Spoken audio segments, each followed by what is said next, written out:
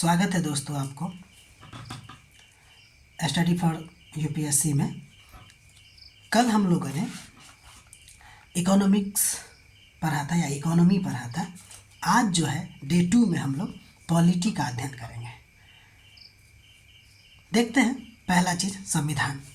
संविधान क्या है अगर ये कोई पूछे तो सिंपल मतलब है कि यह नियम होता है, कानून होता है जिसके आधार पर किसी देश का शासन चलाया जाता है। यानी कि यह नियम और कानूनों का एक समूह होता है, समुच्चय होता है जिसके आधार पर देश का शासन चलाया जाता है। संविधान के बारे में 2 फैक्ट याद रखते हैं। एक फैक्ट ये है कि संविधान जो होता है वो देश का सर्वोच्च विधि होता है। ठीक, संविधान जो होता है वो देश का सर्वोच्च विधि होता है। और दूसरा, संविधान जो होता है वो किसी भी देश का मूल विधि भी होता है। ठीक है, ये 2 फैक्ट याद रखेंगे। अब आगे बढ़ते हैं कि संविधान का प्रकार।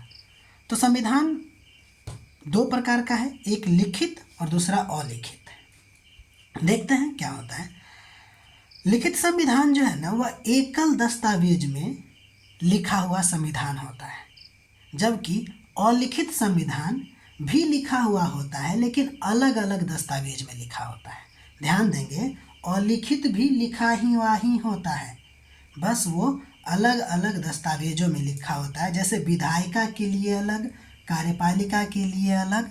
ये तो लिखित संविधान जो होता है वो सिंगल डॉक्यूमेंट में होता है। यानी कि एक समझ ले कि संविधान का एक किताब, पूरी तरह से एक किताब है, उसी में पूरा का पूरा संविधान लिखा हुआ है। लेकिन मान लीजिए अलिखित की जब हम बात करेंगे तो विधायिका के लिए कानून जो है वो अलग किताब में है, कार्यपालिका के लिए है तो अलग किताब में है। तो अलग अलग कार्यों के लिए अलग अलग जगह लिखा हुआ होगा, तो उसको अलिखित कहेंगे। और लिखित कहेंगे जो एक ही साथ एक ही दस्तावेज में लिखा हुआ हो। आगे बढ़ते हैं।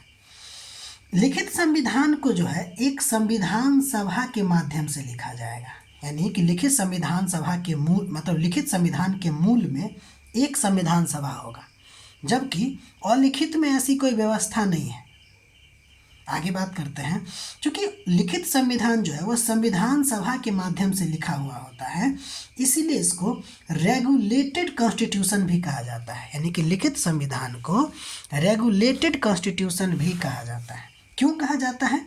क्योंकि एक निश्चित समय सीमा के भीतर इसको क्या करते हैं, लिखा जाता है। ठीक, आगे बात करते हैं। अलिखित को इवॉल्व कॉन्स्टिट्यूशन कहते हैं। क्यों कहते हैं ऐसा? क्योंकि इसको किसी एक समय पर नहीं बल्कि समय के साथ साथ परंपराओं, न्यायिक निर्णयों और राजनीतिक प्रयासों से धीरे धीरे विकसित हुआ है। तो अगर लिखित संविधान कहे तो इसको रेगुलेटेड, अलिखित कहे तो इसको इवॉल्व कहेंगे। ठीक, आगे बढ़ते हैं। और कुछ अंतर देखते हैं लिखित और अलिखित में।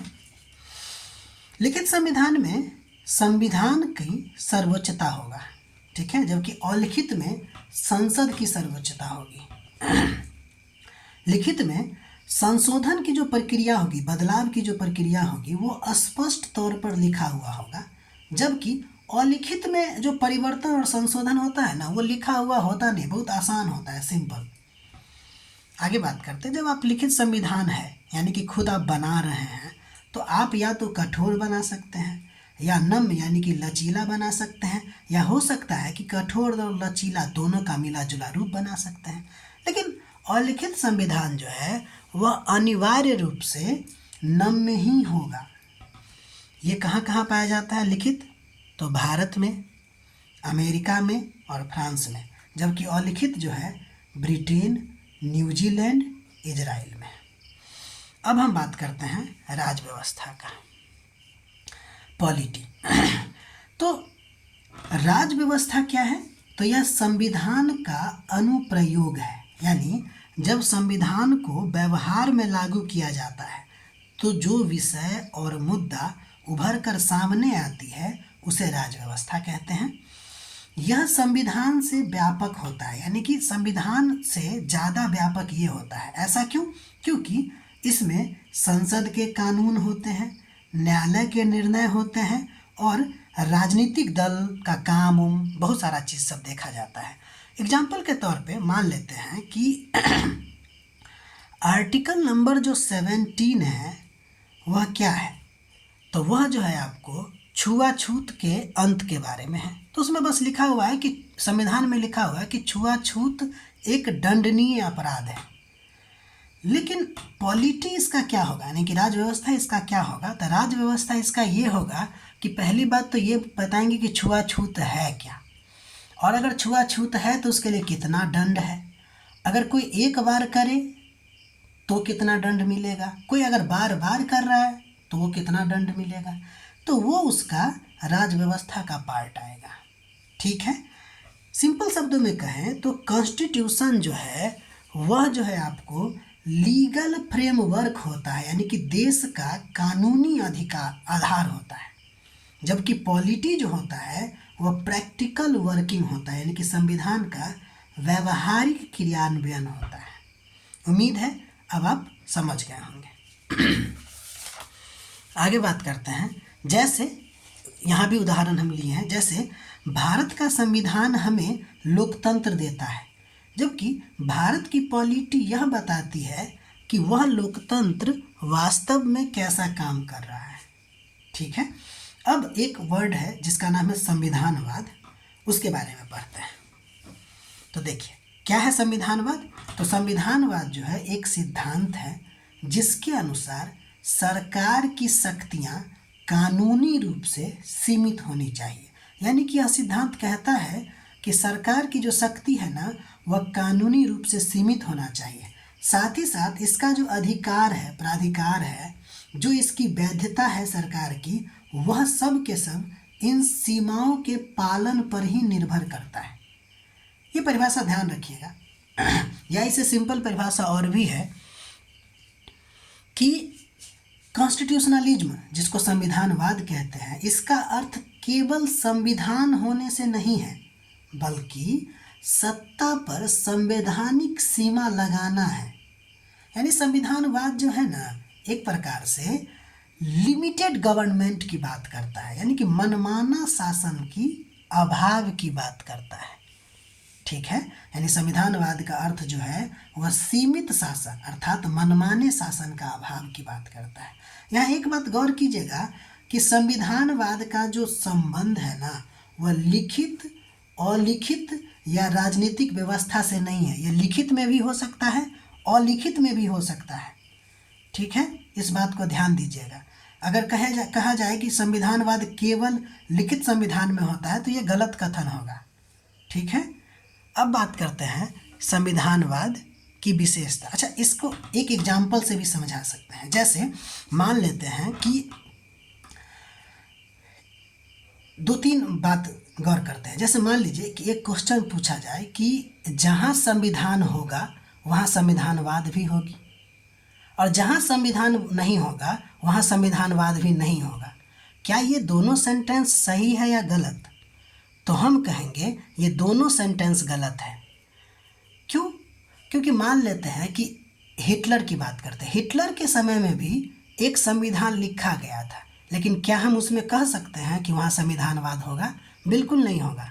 वही अगर हम एक ऐसे पर्सन की बात करें, जैसे मान लेते हैं गांधी जी, गांधी जैसा एक पर्सन हो और वहाँ संविधान नहीं हो, फिर आप कह सकते हैं कि संविधान लिखा हुआ नहीं होने के बावजूद भी वहाँ पे संविधानवाद हो सकता है। ठीक है, तो इसका एक सिंपल मतलब है कि जहाँ संविधान होगा वहाँ संविधानवाद भी होगा। इस बात को गौर करेंगे। ठीक, अब बात करते हैं संविधानवाद की विशेषता। तो संविधानवाद की विशेषता बोले या संविधानवाद में ऐसा क्या है जो मनमाने शासन के अभाव को रोकेगा, यानी कि मनमाने शासन का अभाव क्यों होता है संविधानवाद में? तो पहला, क्योंकि संविधानवाद में रूल ऑफ लॉ होता है, कानून का शासन होता है, अधिकार होता है लोगों को जिससे कि सरकार पर मतलब लगाम लगती है, शक्तियों का विभाजन होता है या शक्तियों का पृथक्करण, दोनों अलग अलग संदर्भ है। शक्ति का विभाजन अलग होता है, शक्ति का पृथक्करण अलग होता है। तो संविधानवाद वहाँ होगा जहाँ रूल ऑफ लॉ होगा, संविधानवाद वहाँ होगा जहाँ अधिकार होगा संविधानवाद वहाँ होगा जहाँ शक्ति का विभाजन होगा, शक्ति का पृथक्करण होगी, न्यायपालिका की स्वतंत्रता होगी। ये सब संविधानवाद के आदर्श हैं। ठीक, समझ गए? अब आगे बढ़ते हैं।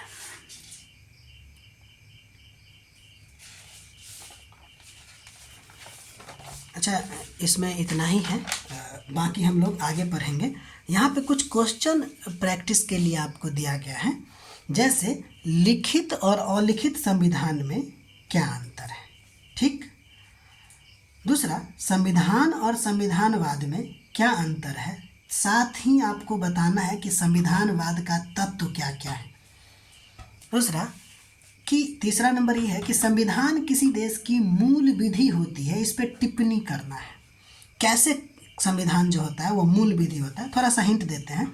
जैसे मान लीजिए कि एक देश है, वहाँ के संविधान में कुछ लिखा हुआ है X, Y, Z, A, B, C, 1, 2, 3, ये संविधान में कुछ कानून लिखे हुए हैं। अब मान लीजिए कि एक सरकार आई और एक टी नाम से कोई कानून बनाई।